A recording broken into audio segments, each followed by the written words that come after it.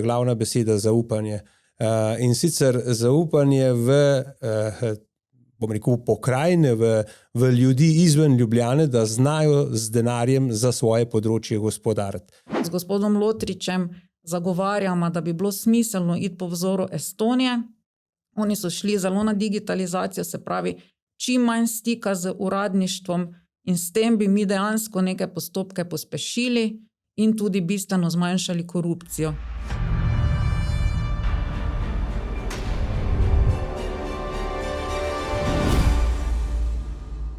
Lokalna moč, regionalni razvoj, vloga občin v sodobni Sloveniji. Gledate težo argumenta in tokrat je tema lokalna samouprava.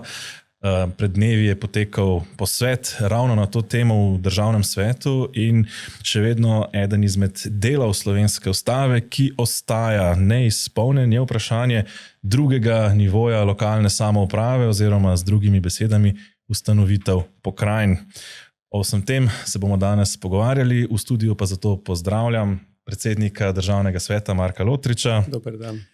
Generalno sekretarko Državnega sveta dr. Moniko Kirbiš-Rojs. Dober dan. In pa župana mestne občine Novo mesto in zaenkrat še predsednika skupnosti občin Slovenije Gregorja Macedonija. Lep pozdrav. Lep pozdrav. Pa morda, če vas izzovem kar z prvim vprašanjem, stroka že kar nekaj časa opozarja, da je čas, da bi imeli pokrajine. Med občinami na lokalnem nivoju se zdi, da je interes za to, da se to zgodi, da je volja za to. Na državni ravni, v državnem zboru, v koaliciji pa ni najti te politične volje. Kako bi potem, kako računate, da bi do pokrajine recimo v takih okoliščinah lahko prišli, morda gospod Lotrič?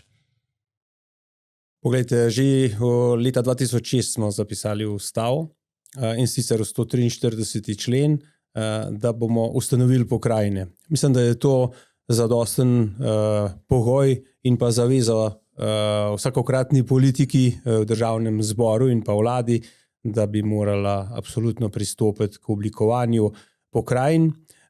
Zakaj? Predvsem zato, da se uvede ta zdrava politika, odločanje bližje ljudem.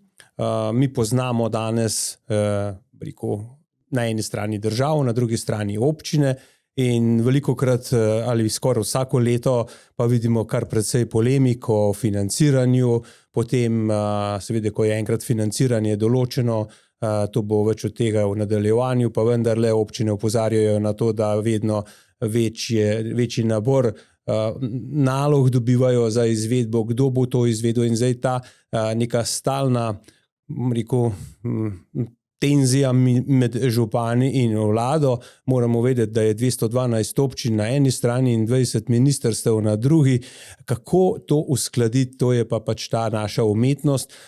Sami imamo občutek, da pridejo in prosperirajo pravzaprav tisti, ki poznajo več ministrov oziroma ministric, ker glede na število ministrstev v trenutni vladi pomeni za neko cesto ali pa za neko infrastrukturo, infrastrukturni projekt, potrebuješ najmanj soglasje 3 ministrstev in zdaj se pa zamišljamo, da to enkrat na 4 leta pride vsaka občina enkrat na vrsto, je vlada popolna zmeda, da ne bom rekel potem večkrat odločanje preko čustev namesto preko nekih zdravih politik. Se pravi, ob prihajajočih lokalnih volitvah pravzaprav na volilni plakat nalepiti, koliko ministrov posamezen kandidat pozna kot ključno metriko za volitve. Zdaj, morda bi je tukaj zanimivo to, da v tem posvetu, ki ga je organiziral Državni svet, na temo regionalnega razvoja, skoraj da nismo videli predstavnikov te državne oblasti, torej praktično brez poslancev državnega zbora, ministrov in podobno. Kako si to razlagate? Ja, razlagam si to na osnovi pač dejstva, da je Državni svet, ko smo prevzeli vodenje, ko sem sam prevzel skupaj z generalno sekretarko, sva odšla tako do predsednika vlade, na ministrstvo, različna ministrstva in kaj hitro smo ugotovili, nam je bilo povedano, da pač trenutna vlada ni naklonjena ustanovitvi pokrajin, da je prizadevanje v tej smeri ne bo podprto iz strani vlade. Zato smo se znotraj Državnega sveta organizirali na način, da smo ustanovili delovno skupino za področje pokrajine, no še predtem pa smo iz zakonodajne procedure umaknili vse 3 zakone, ki jih je vložil prejšnji sklic državnega sveta in na ta način v bistvu preprečili nek konflikt na račun pokrajin, da ne bi pravzaprav nekega, mogoče bolj politikanstva poslušali, ampak dejansko, da ko pridejo signali, da je državni zbor tudi pripravljen in vlada, predvsem sprejet, to se pravi naslednja pokrajina, je državni svet pripravljen za vso zakonodajo, da vstopi v sprejemanje v državnem zboru. Morda še to, je vlada pojasnila, zakaj, naprimer, ste s pokrajinami v tem mandatu ne namerava ukvarjati? Ne, pravega razloga pravzaprav nismo dobili. Kaj bi v praksi pomenilo za lokalno raven, za občine, če bi imeli torej to drugo raven samouprave oziroma pokrajine? Mislim, da je predsednik državnega sveta zelo slikovito opisal, kako izgleda danes struktura v Sloveniji. Torej, na eni strani je občinska razdrobljenost 212 občin z velikimi razlikami, torej najmanjša občina proti največji 1:1000 po številu prebivalcev. Na drugi strani državna uprava, ki neposredno komunicira s tem nivojem. Torej, jaz vidim, da je to seveda razvojna priložnost. Resnici na ljubo smo majhna država in treba paziti pri uvedbi tega nivoja, da seveda ne vzpostavimo še enega administrativnega nivoja, ki bo sam sebi namen. Ampak dejstvo je, da Slovenija se je v razvojnih politikah nekje zataknila in mislim, da je številnih področij, tako gospodarstva in tako naprej, prihajajo pobude, da so ravno pokrajine, neka naslednja stopnja lokalne samouprave ali pa ta vmesni nivo, ta naša razvojna priložnost. Mogoče, če poskušam ugibati to, kar ste prej vprašali predsednika, zakaj vlada se tega ni lotila, mislim, da je težava slovenske politike kratek cikel, v katerem se gibljajo odločitve in rešitve. Dejstvo je, da seveda ta uvedba ne bo dala takojšnjih rezultatov, da je to seveda nek temelj, na katerem lahko gradimo svojo prihodnost, svoj razvoj. Danes pa seveda se pogosto pogovarjamo o tem, da se zjutraj pogleda javno mnenje in se preštejemo, kaj bo štelo do naslednjega tedna. Ja, to se zdi kot velik problem. Zdaj, omenili ste 20 ministrstv, 212 občin, ki se potem ti župani podajajo kljuke.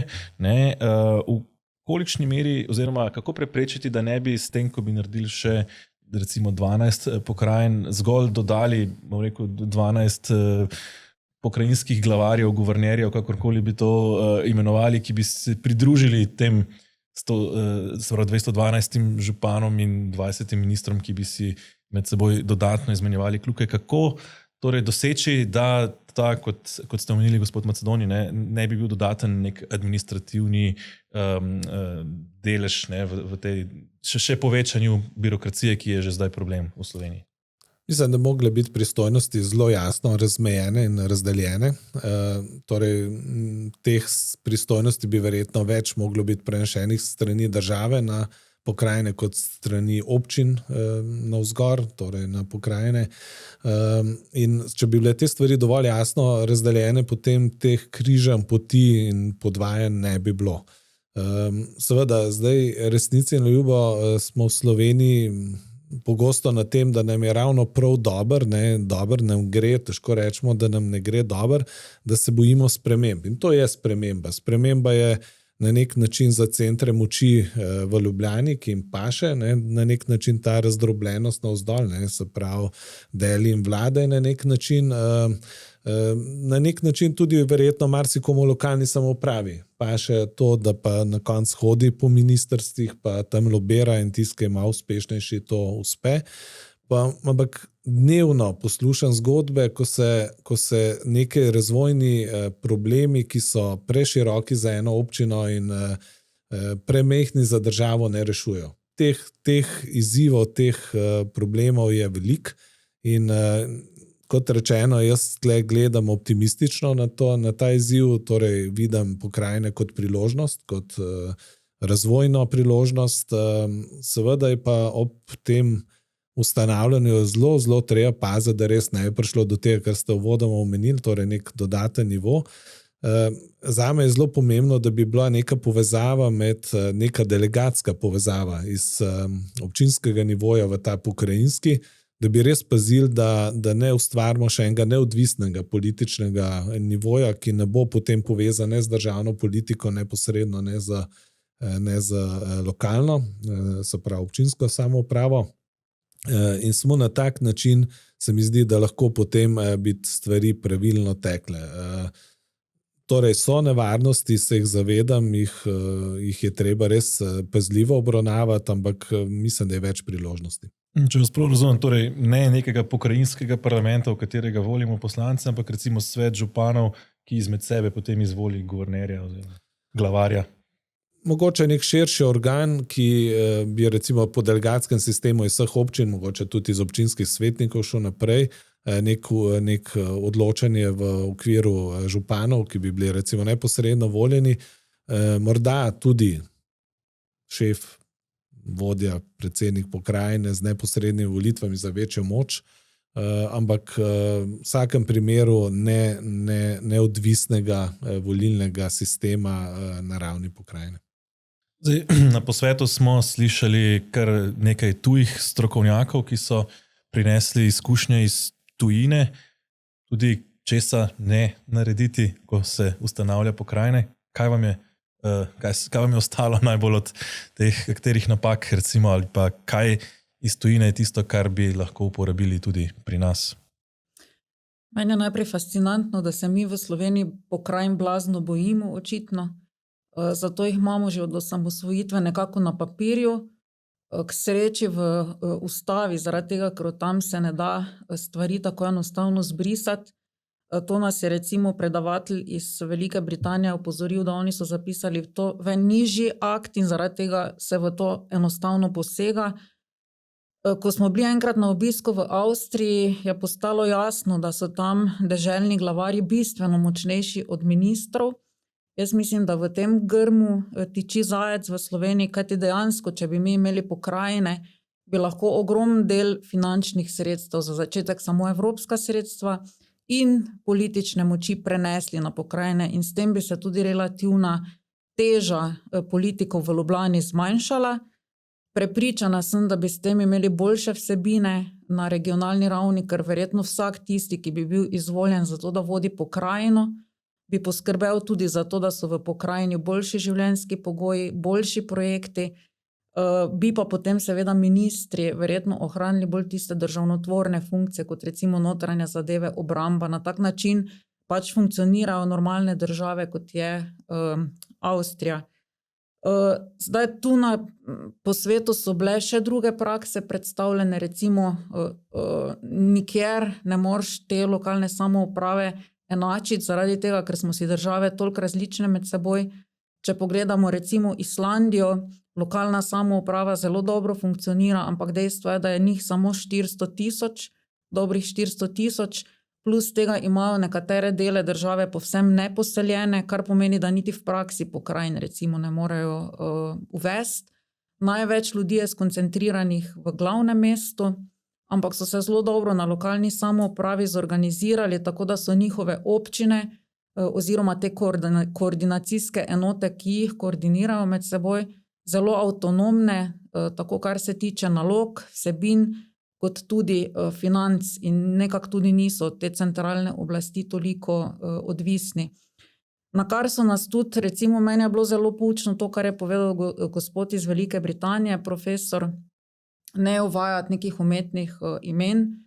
Tu smo Slovenci tudi umetniki pravzaprav zaradi tega, ker pokrajine so se vedno končale v parlamentu ravno zaradi mej. Mej nismo znali določiti, imen nismo znali določiti, vse drugo ni bilo problematično. Se pravi, naloge, finance nas niso skrbele, ampak pri prestižu se je pa vedno ustavilo in tu bi vsekakor bilo treba pogledati, na kak način trenutno živimo, kako se poimenujemo. Če mene vprašate, odkot prihajam, sem Štajerka odvedno. In zato nadajati neka umetna imena pokrajinam tudi ni najbolj pametno. Tudi gospod Macedonija je recimo na posvetu izpostavil, da noben ne bo rekel, da prihaja iz jugovzhodne Slovenije, ampak vsi se nekako poistovetimo. Tako da mogoče res na osnovi tega, kar do sedaj živimo. Imamo regionalne agencije na regionalni ravni, imamo zdravstvo že precej organizirano na regionalni ravni, socialno varstvo, in če politična volja res ne bi smela biti taka težava, da bi se to uvedlo. Iskreno, kot je predsednik povedal, ko smo šli na obisk do vseh političnih strank, vsi podpirajo regionalizacijo, se pravi, noben si ne upa ljudem povedati, da tega ne podpirajo, ampak ko pa je treba dati glasove v parlamentu za pokrajine, potem pa se zgodba ustavi. Tudi včeraj v parlamentu so stranke, ki šele prihajajo, podprle naš projekt, ki ga je že predhodnik v državnem svetu pripeljal pravzaprav do konca, zakonodaja je pripravljena. Tako da upam, da tudi po volitvah bo pri vseh obstala tako močna politična volja za to, kot obstaja pri nas. Zdaj, za vse tri finance so tiste, ki sicer pravite, da očitno niso problem, pa vendar so tiste ključ do moči, pravzaprav do tega, da so pristojnosti, ki jih recimo ali občina ali pokrajina ima, tudi dejansko izvedljive oziroma v praksi izvedljive. Kako bi se torej financirale pokrajine? No, najprej je treba ugotoviti, kakšno je današnje stanje, pa bomo potem videli tudi kompleksnost tega odgovora. Namreč v Sloveniji se porabi 19% denarja na lokalnem nivoju. Če pa pogledamo Evropsko unijo in pa bolj razvite države, ugotovimo, da je povprečje tam nekje pri 33% in da tradicionalno severne države, ki so bolj razvite ali pa najbolj razvite, pa dosegajo čez 50% uporabe, bomo rekel, celotnega denarja na regionalni ravni. Potem vidimo to ogromno razliko, kaj predstavlja. Jaz sem prepričan, da tukaj je glavna beseda zaupanje. In sicer zaupanje v pokrajine, v ljudi izven Ljubljane, da znajo z denarjem za svoje področje gospodariti. Ko bomo ugotovili, da se znamo po regijah zadosti dobro organizirati, pripraviti projekte, bomo znali počrpati tudi ves denar, ki je na razpolago v Bruslu, in pa tudi ostal denar pri, bomo rekel, povezovanju med regijami. In tudi mednarodno predvsem.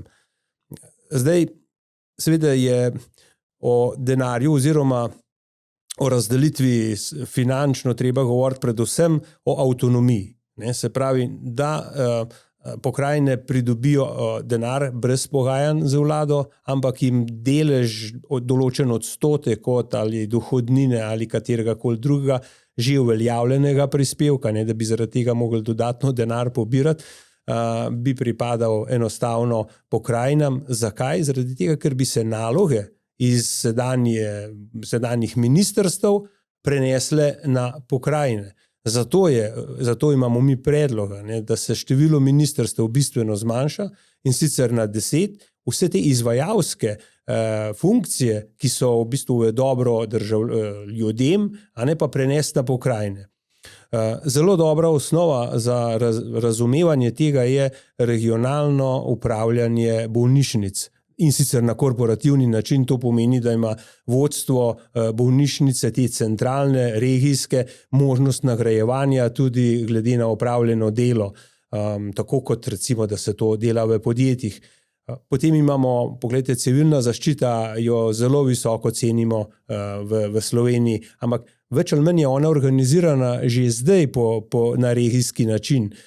Zato je treba te dobre prakse samo prenesti. Pa imamo šolstvo, predvsem govorim o načinu izobraževanja, seveda tudi, ker pokrajine se med sabo tudi razlikujemo, potem nekdo rabi veliko več, naravoslovja, nekdo družboslovja, nekdo kemije, nekdo elektrotehnike, in zato se morajo centri razvijati v smislu, kar potrebuje lokalno gospodarstvo.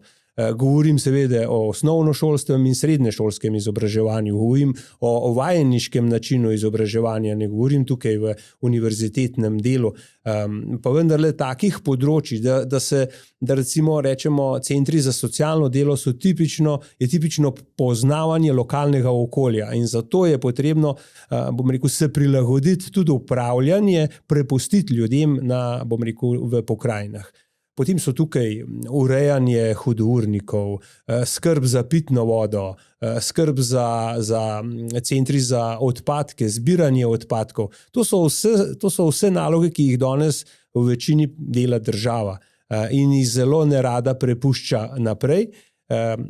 Včerajšnji, posvet pa je pokazal na zelo bolečo rano našega razvoja, točko razvoja, to pa so umestitve prostorske načrte. Prostorske načrte danes v povprečju, ali pa ne bom rekel povprečju, veliko županov je povedalo, da jih umešča po 15 let in več. Mi zgubimo na ta način celotno generacijo, ki ne more zgraditi si ali stanovanja, ali nekdo si ne more nekega posla postaviti, podjetja zapuščajo, enote se selijo zaradi tega, ker enostavno ne vidijo možnosti razvoja.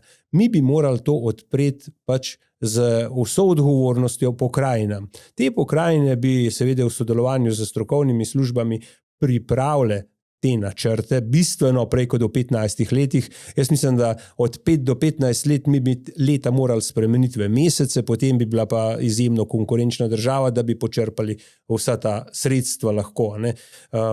Pa tudi, se pravi, sodelovanje znotraj ene pokrajine, to pomeni tudi župan danes, recimo, večjih mest enostavno mora prevzemati do neke mere tudi funkcijo tega guvernerja pokrajine, če tako rečem, zaradi tega, ker drugače pokrajina oziroma mesto, večje mesto ne bi moglo delovati, pa so to knjižnice, galerije, so to vsa kultura sloni, na povezovanju, ki pač v manjših občinah ne deluje. Se pravi, že danes se posamezni župani eksponirajo tudi za celotno pokrajino.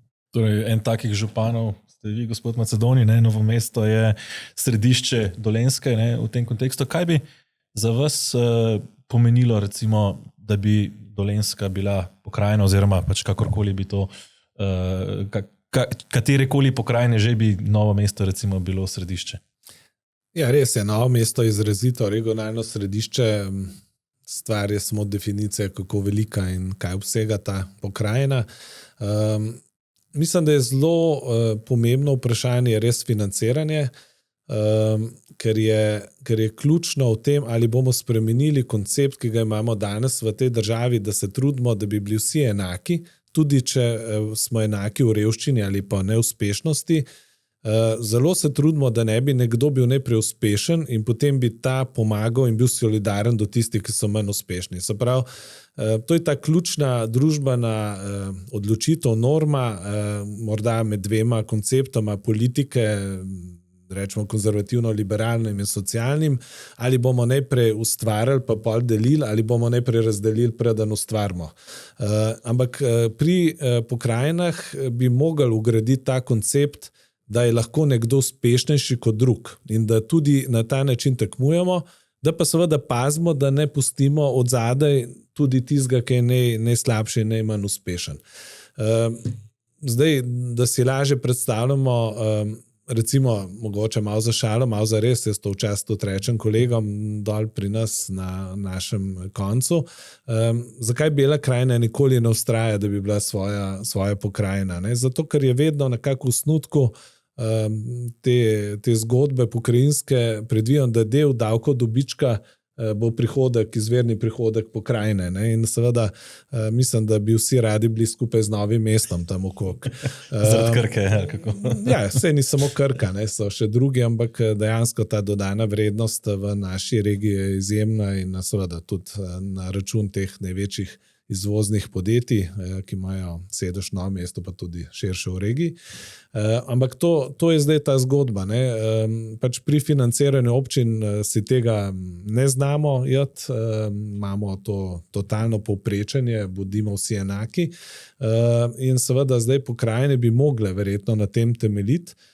Temeljiti bi mogli na tem, da mogoče bi bili te razvojni modeli drugačni, ne? Da bi se, ne vem, v eni pokrajini rekli, mi bomo pa svoje prebivalce razvajali z najboljšim zdravstvom in bi tam nekaj vložili, drugi bi rekli, mi bomo imeli, ne vem, brezplačno predšolsko vzgojo in bi nek dodaten motiv za uspešnost iskali v eni od svojih inštrumentov, v eni razvojni politiki.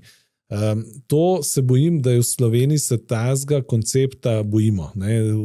Tudi, ko gledamo generalno državno politiko, vidimo, da danes prevladuje ta koncept enakosti, bodimo vsi enaki, tudi če v revščini, samo da ne bo kdo izstopal. Ne? In seveda bojim se, da je tudi to v ozadju uvedbe pokrajin, tudi ta strah pred morebitno neenakostjo. No, že samo recimo primerjanje šol je bilo sprejeto pred leti z hudim odporom, mislim, da celo ustavno presojo, če se ne motim. Zdaj, gospod Lozetič je omenil od 5 do 15 mesecev na mesto 5 do 15 let. Je to realno recimo za prostorske načrte?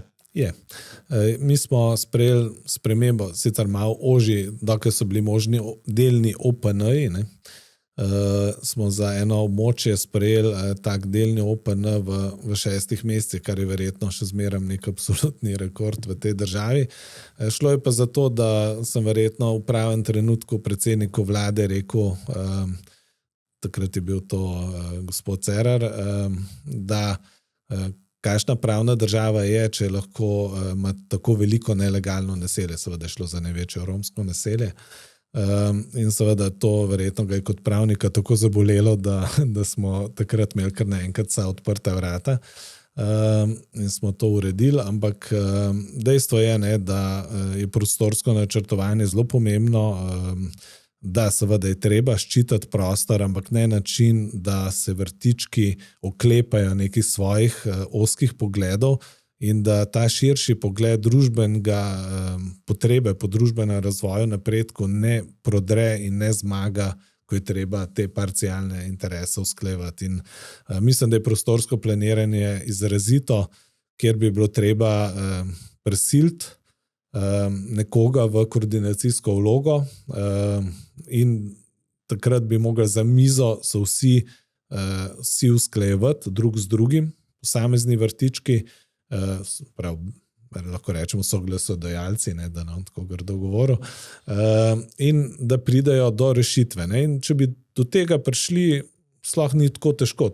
Mogoče bi res smo v procesu res mogli zapovedati ali z nekim rokom ali z nekim sistemom, ker na koncu se samo to, in jaz vidim, koliko strahu je v mojih sodelavcih že vgrajeno, pred temi posameznimi ministrstvi, uradniki, ki so v vlogi soglasodajalca. In ta servilnost potem pripelje do tega, da naročamo vedno znova neke študije, da nekdo drug prevzema odgovornost, da to, plačujemo te vse postopke in nihče več ne vidi nobene celote. Ukvarjamo se z nekimi nepomembnimi detajli.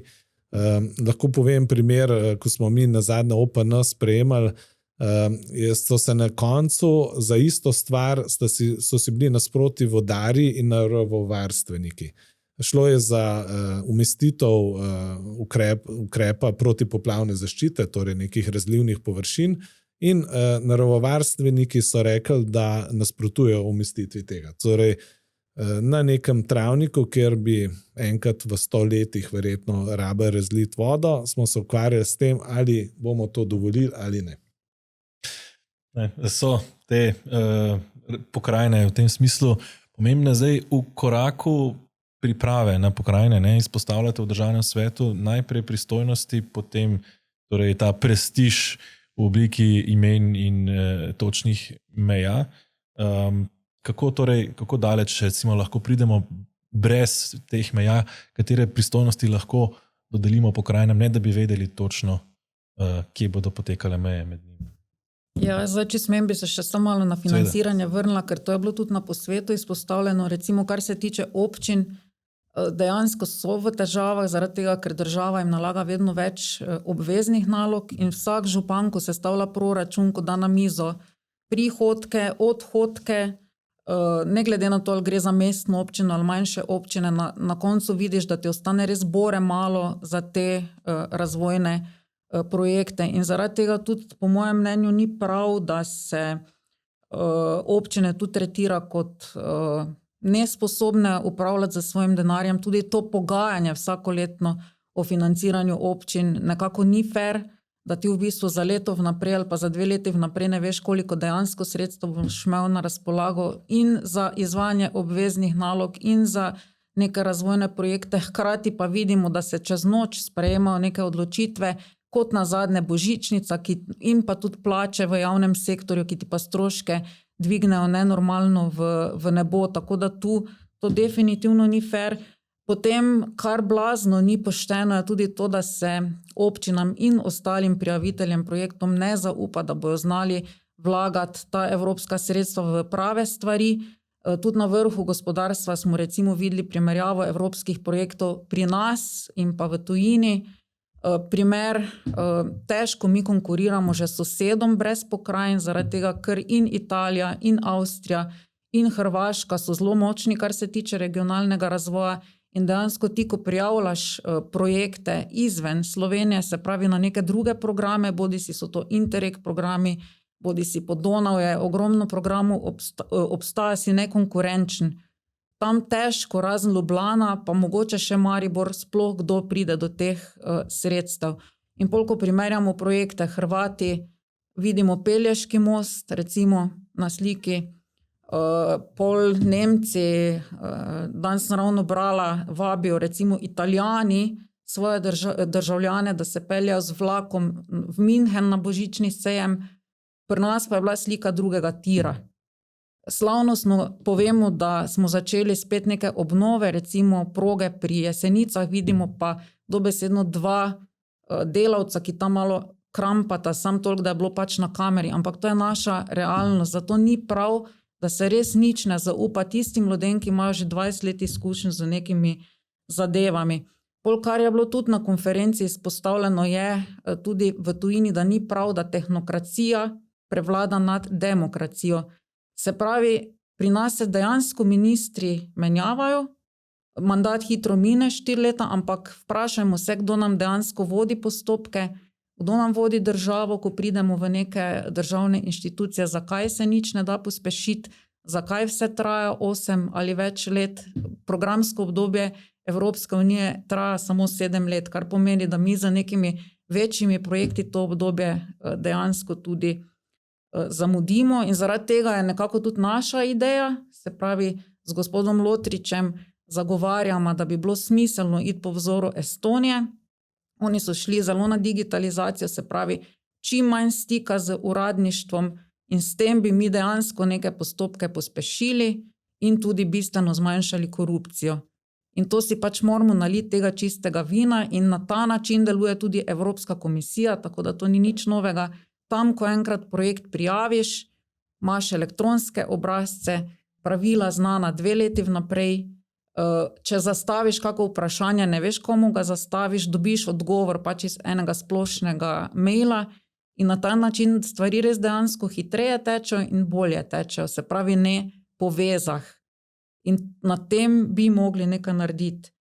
Vas lahko tukaj zavem, je možno v Sloveniji to narediti brez vez, je Slovenija premajhna za kaj takega? Ne, zaenkrat ni možno. Mislim, da bi sistem postavili, da bi deloval brez vez. Sistem pa je možno postaviti zaradi tega, ker pač vse, kar rabiš, so neki standardizirani obrazci, zdaj konkretno govorim za projekte, in pa delujoči informacijski sistemi.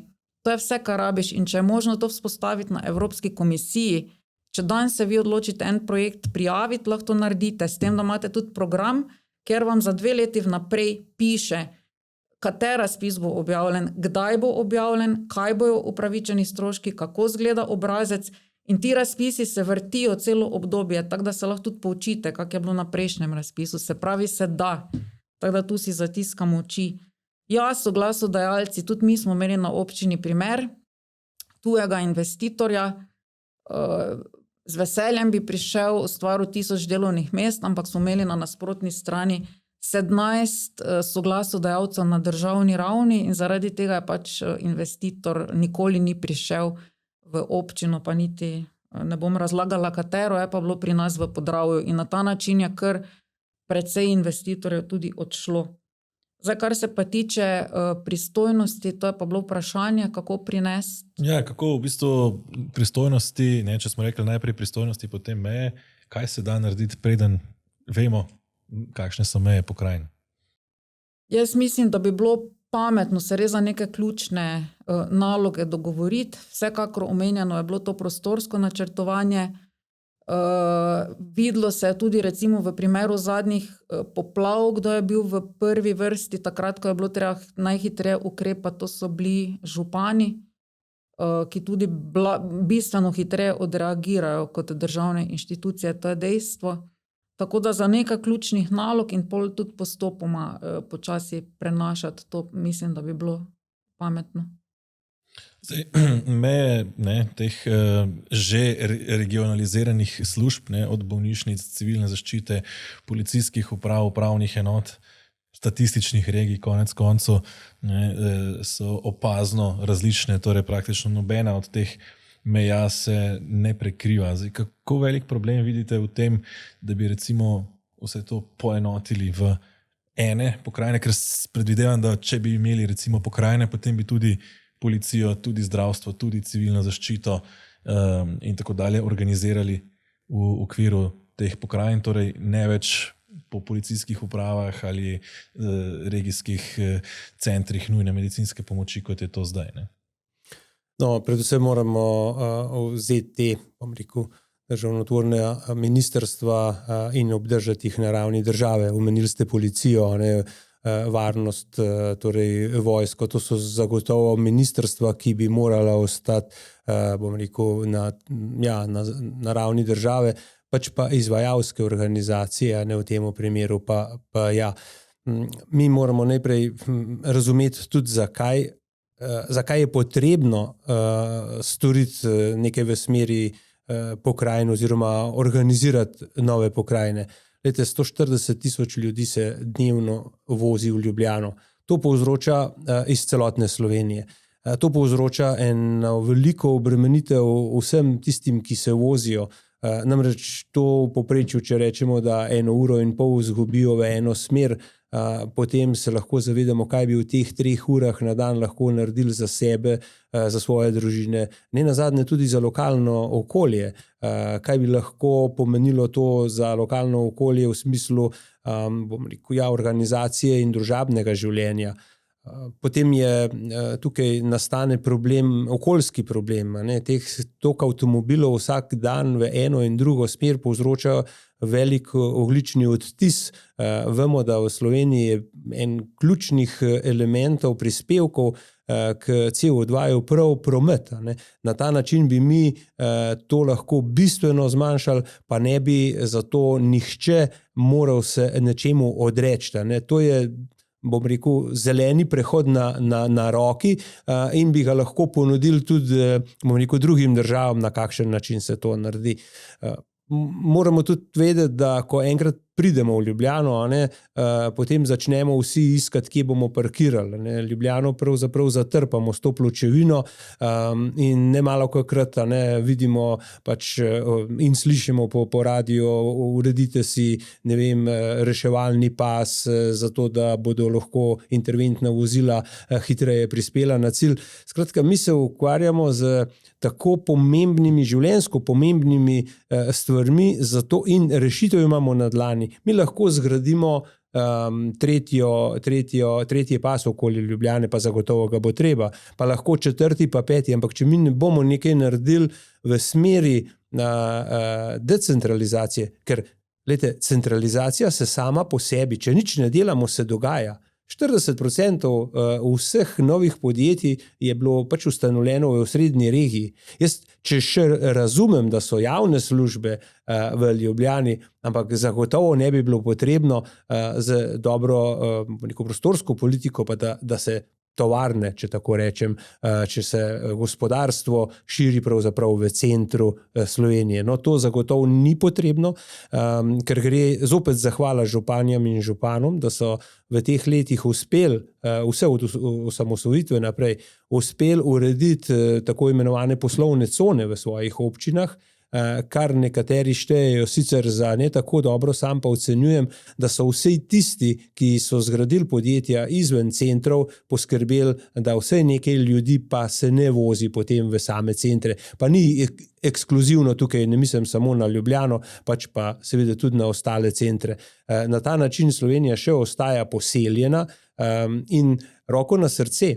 Slovenija to ni mestna občina, to je podeželska država in zdaj mi si želeli ali ne tega, mi se moramo na ta način organizirati, da pravzaprav potegnemo maksimalno iz danosti, ki jih pač Slovenija ima. Ne.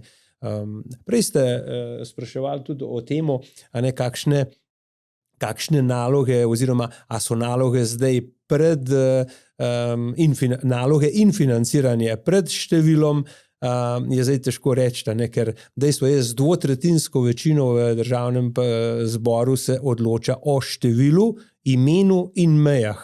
Vse ostalo se odloča z navadno večino. In ko bomo enkrat razumeli, da potrebujemo pokrajine zaradi prej omenjenega ali pa zdaj o čemer debatiramo, potem bomo verjeli, da potrebujemo, jaz mislim samo eno zadevo, močne pokrajine, ki so sposobne preživeti tudi slabe čase. Ker če lahko pokrajina, se pravi, da ne sme priti do tega, da bi imeli premajhne pokrajine, ekskluzivno vezane na neka čustva, na neko kulturo, ekskluzivno. Se pravi, mora biti upoštevan tudi ta ekonomski vidik, da pokrajina lahko preživi. Dodatnega zaposlovanja se absolutno ne domišljam, da bi bil potreben, pač pa z upokojitvijo ljudi na ministrstvih, moramo vedeti, da na tem področju lokalne samouprave vas bo verjetno presenetilo, da imamo 58 let povprečno starost. Se pravi, da lahko mi v naslednjih parih letih pričakujemo velik manko ljudi na tem področju in jih bomo z lučjo pri belem dnevu iskali, ki bodo želeli delati na lokalni samoupravi, in zdaj je pravi čas, da poskrbimo, da se bojo ljudje lahko zaposlovali potem v domačem okolju. To s sabo prinese, bom rekel, dobro plačane službe in posledično ne samo, da je ta oseba, ki je zaposlena, ampak verjetno potem pripelje do tega, da se celotna družina preseli iz recimo nekega večjega urbanega središča v ostalih 8, 10, 12, 6, kakorkoli se bomo že odločili na koncu v te regije in da omogočimo tudi to, da Slovenija postane res policentrično razvita. Tako da včerajšnji, rekel, ta oziroma konferenca, ki mimogrede, to je ena konferenca, ki jo daleč naokoli ni, ki je mogoče, zagotovo je edina na leto, ki se naredi v Sloveniji, in jaz sem vesel, da bodo zaključki te konference, ki bodo potem narejeni skupaj z moderatorji, skupaj z vodstvom državnega sveta. Verjamem, da tukaj gospa Kirbiš-Rojs in bo poskrbela za to, da bodo te zaključki preko državnega sveta, preko Komisije za lokalno samoupravo in regionalni razvoj našle pot na plenum državnega sveta, potem bojo pa na razpolago in poslane vladi, ministrstvom, in kot je bilo že večkrat rečeno, če bomo vsi držali besedo, kot je bilo včeraj slišati, potem se ni zabati v naslednjem mandatu, da bodo pokrajine tudi zaživele svojo novo zgodbo. No, s tem mi dajete izhodišče pravzaprav za zaključno vprašanje, in sicer za vse tri, kako, torej, kateri so naslednji koraki naprej, torej po posvetu, zdaj zakonodaja načeloma v predalu je pripravljena, da se jo lahko kadarkoli uveljavi, torej kateri so naslednji koraki naprej na poti do tega, da Slovenija končno po 20 skoraj že letih od zapisa v ustavo dobi pokrajine? mogoče, če začnem, eden izmed županov je pač dejal, da bo treba takrat, ko se bojo ljudje podali na volitve, pogledati programe in pogledati, kdo ima regionalizacijo zapisano v programih. Zdaj, kar se tiče zakonodaje, tu bi jaz res rada dodala, da zakonodaja je pripravljena in upam, da tu ne bo noben odkrival neke tople vode, zaradi tega, ker prvič jo je pripravljal dr. Žagar leta 2008. Vem, da je imel ekipo od matematikov, res strokovno ekipo, usklajeno po vseh ministrstvih, preračunali so, koliko bi to stalo, ta prenos nalog. Zdaj v drugi fazi, se pravi 2022 leta, je pa sodelovalo pri pripravi te zakonodaje 60 strokovnjakov slovenskih. Se pravi, jaz iskreno ne poznam nobenega več, ki bi ga še lahko dodatno v to vključili, plus en strokovnjak iz tujine, tako da če upoštevamo stroko, pol jaz mislim, da je to. Res pa je, da je bilo pripravljeno precej široko, da bi bilo za to potrebno spreminjati 170 področnih zakonov, kar pa si verjetno predstavljamo, da v enem mandatu je nerealno. Zaradi tega bi bilo te zadeve treba še enkrat prečistiti, zavrteti po resorjih, ko bo sestavljena nova vlada in biti malo bolj realen, kar se tiče časovnice. Dejstvo pa je, da je 3. leto mandata, se pravi začetek 3. leta, realno zadnje, v katerem lahko to narediš, ker potem se vsi začnejo ponovno ukvarjati z volitvami. Jaz mislim, da tu se lahko vsi strinjamo, ampak zadeva je resnično pripravljena. Bi še kaj dodala? Dejstvo je, da seveda želim biti optimist pri tej zadevi, da se pa bojim, da trenutno stanje slovenske politike, tako kot sem rekel, ne gre v to smer. Torej, to bi zahtevalo politiko, ki bi videla čez mejo mandata.